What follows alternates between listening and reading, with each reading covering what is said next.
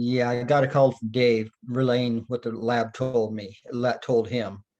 And basically the bones, which are the three ribs and the four vertebrae, uh, not come back as human. So they don't get a DNA on anything that's not human at the lab. And so then they also got results back on the pants, and it had DNA, but it was male DNA on it. And so we don't know who that would be other than possibly Josh or his brother. But anyhow, we're trying to get uh, a DNA to match that against to see if we can figure out who the male is. And there was some other clothing. You said socks and a shirt that still have not been tested. Been tested, yeah. I don't know why they didn't test them, but I said, well, we want to test those. I know you were optimistic. You were hoping for good news. What was that like to find out that those bones were not human? Well, it's kind of like anything. If you talk to anyone Josh bought a car from or did anything, nothing he ever did was straight or normal or usual. So the fact that it wasn't as easy as, oh, here's some bones and that's her, that's okay.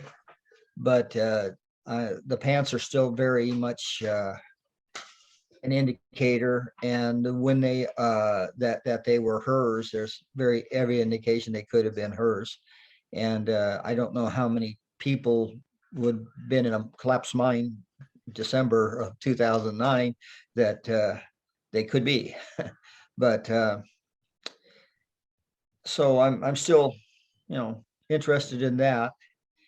This mine, the location, it was very important that to have it searched just based on all the other circumstantial evidence around the mine and being collapsed on that time. So also, when you consider Josh murdered his boys with a hatchet and blew up the house, I think he was fully capable of dismembering her and putting her in several places. Yeah. So anyway, I'm thinking that's a possibility, but it's also his brother, Michael, was, we know, in the area helping Josh in some form. And he had a car that he was driving that they found DNA in the back of. So he was hauling something around there in the back of the car with human remains in it. So anyway, we'll see where it goes. But the next step would be to get the other items tested and then go back up to the mine and do a screen the material they pulled out of the mine and get the rest of the material out of the mine and screen it, and use cadaver dogs to zero in on human parts that are found in there for testing. So it sounds like, I mean, you're disappointed, but you haven't given up hope that there may be some answers at that mine. Oh, I think there are, and they're within that mine, with probably about 40 feet of it, there were like two other openings that had been partially collapsed and things that are suspicious. And Dave's willing to go back out, and he said he'll search within 2 miles of that mine for every mine there and see if what's down there on all those. So it's not by far, it's not over up at the mine site up there. And I think the pants are a very good indication that we're on the right track in that area anyway. So you've waited for 12 years. You're prepared to wait a little longer for that answer. Absolutely.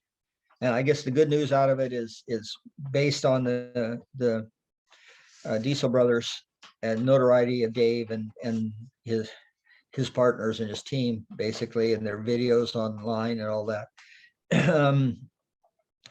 And the fact that we found something that was been tested, and the pants are encouraging, I'm sure, to everybody. But the West Valley City Police has become involved, and they're interested in proceeding on now and helping and sharing with the other law enforcement in the area to work together to solve this case.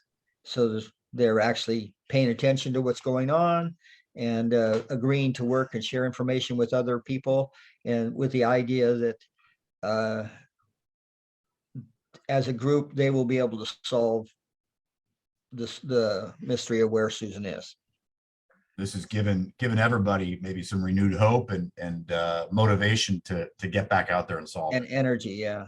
And of course, Dave, he's had offers from cadaver dog teams, divers, people with, hey, I got this resource, I got this thing. How about we look here? And we have enough leads to go down and search that it's somewhere sound a little far out to me, but Sure. if they're willing to go search them, I'm willing to thank them for searching. Yeah. And that's why I went down to see Dave in the first place. It's like, wow, he's out here spending his own money and time and resources from his company. And I was saying to go search for Susan. And by golly, I appreciate that.